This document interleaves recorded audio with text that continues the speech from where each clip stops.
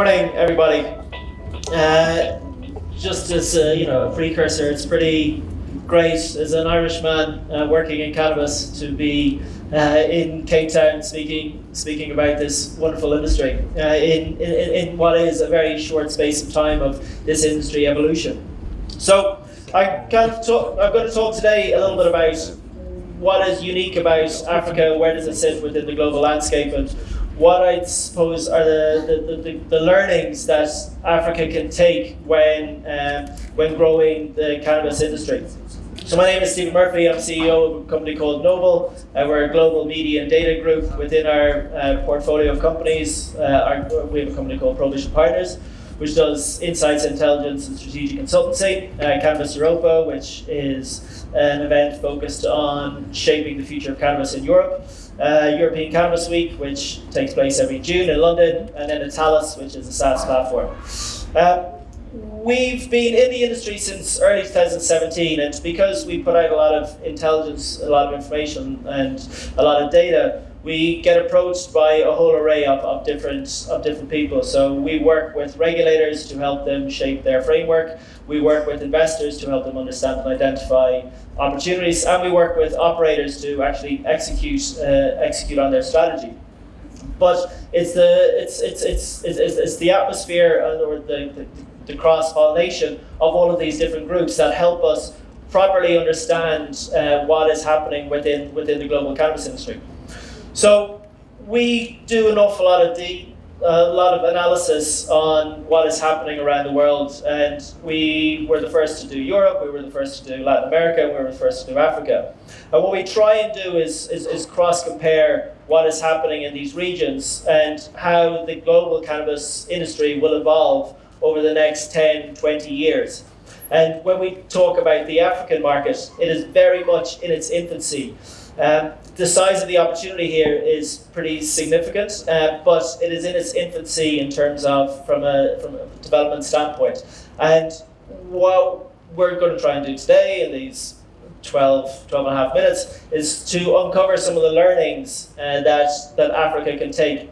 When we look at the size of the opportunity, well, this goes up to 2024 and expects a certain amount of penetration and market development.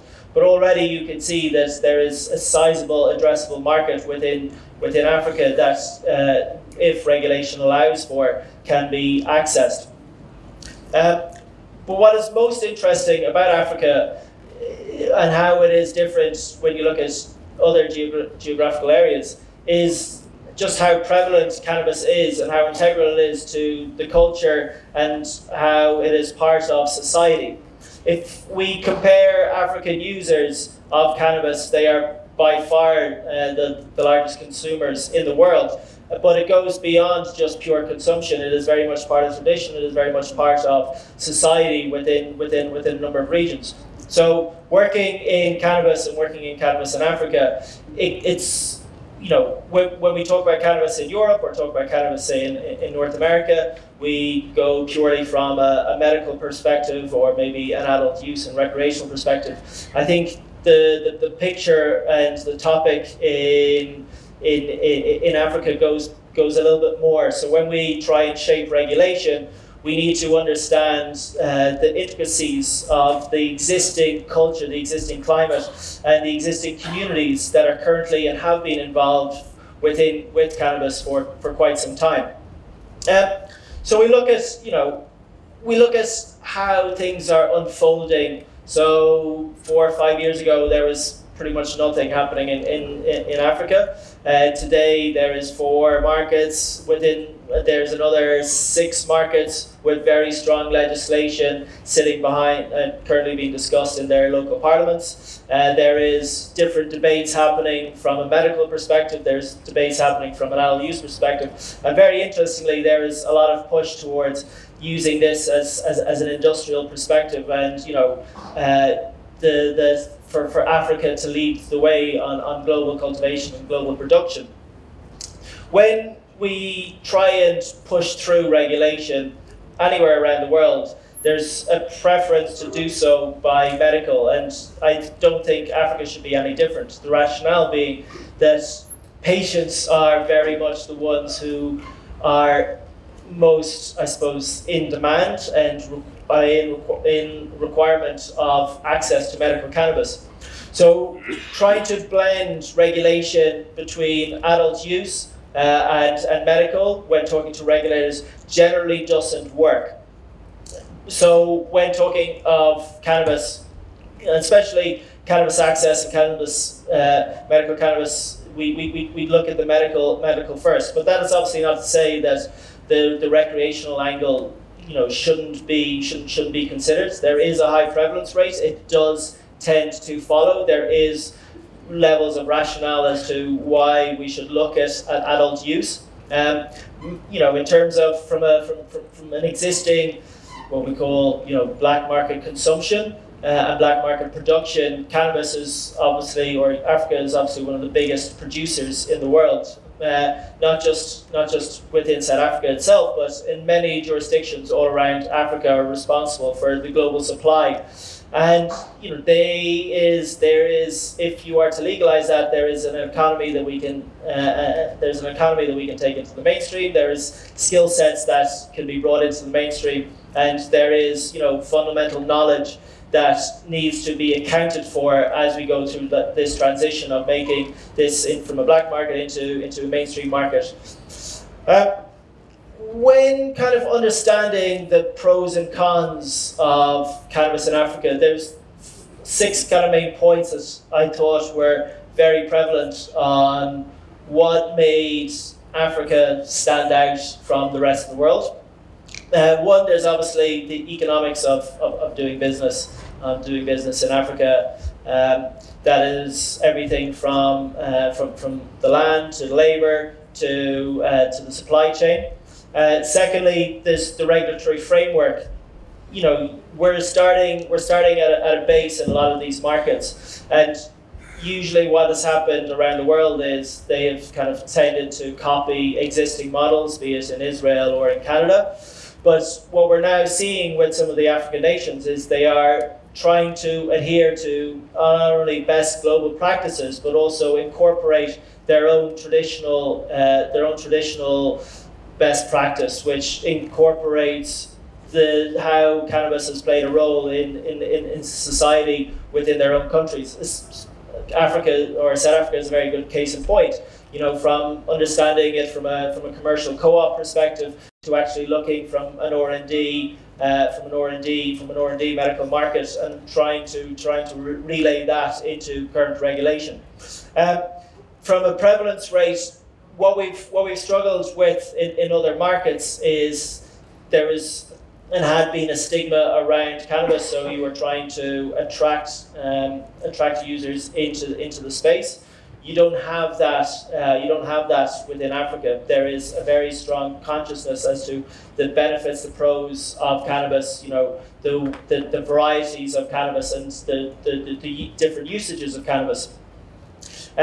From a geography and climate, it's not only do you have a climate that is fantastic for cultivation and lends itself to sustainability, but you also have a geographical location that is perfectly located to supply a global industry.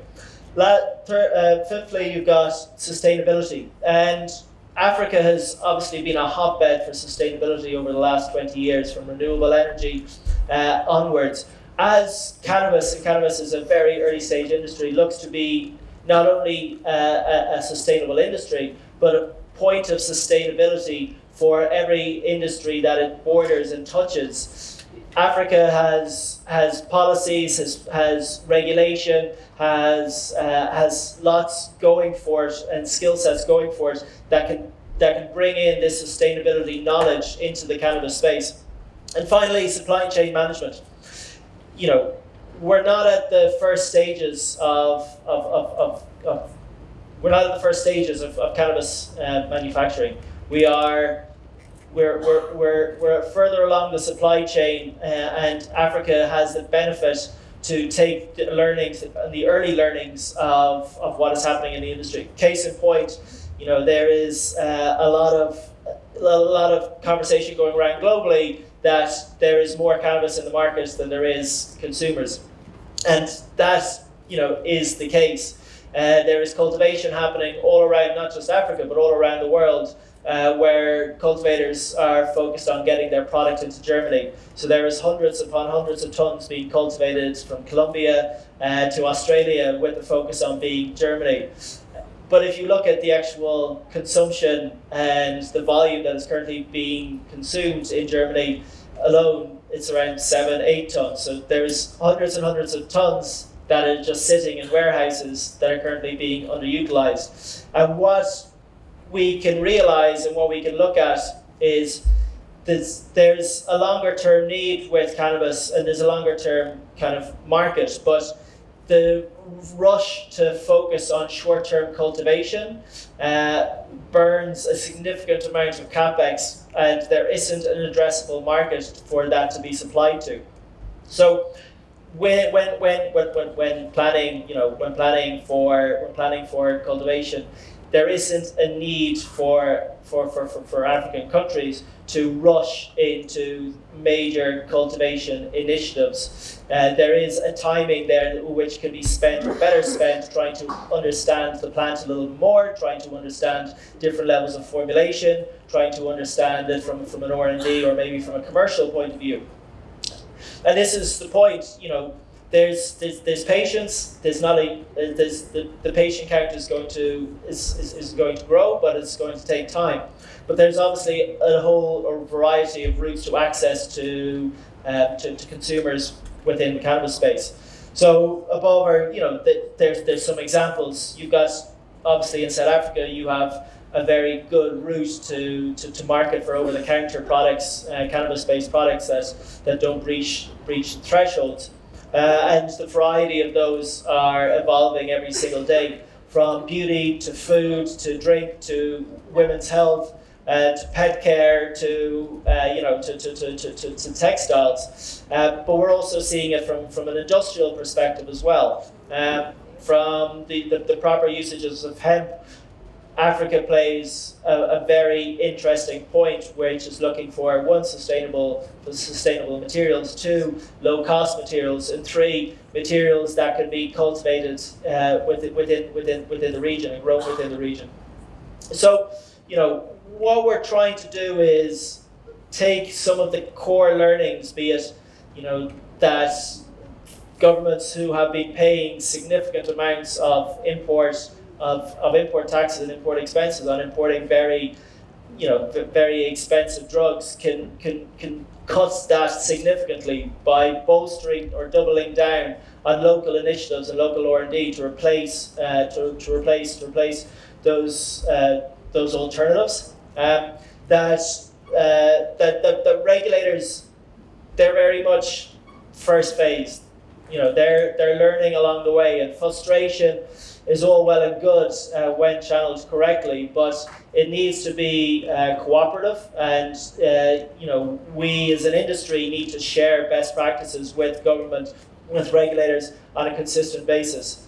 If Africa is going to really lead a role within the global cannabis industry, transparency, and certainly in terms of the products it creates and the brands that it develops, sustainability and transparency within the supply chain is key. What we've seen in North America, what we've seen in Europe, is the early stage producers or the early stage brands haven't applied the high level of standards which consumers expect. And just because we work in cannabis, we need to go that little bit further to actually properly prove to consumers that this is a professional industry. And then what we're seeing here is there's a huge opportunity for governments to leverage the upside of cannabis, be it from a job creation, from a smart technology, from a tax point of view, from an education perspective, but for them not to be caught in the middle ground of decriminalization, but to actually move ahead with full legalization with clear and relevant policies. So we produce a lot of free reports within Prohibition Partners, one of those being the African Cannabis Report. It's available for free. There's around 150 pages full of African Cannabis goodness. If you are interested to learn more, prohibitionpartners.com. But thank you very much. Thank you, Stephen. We did rush you, so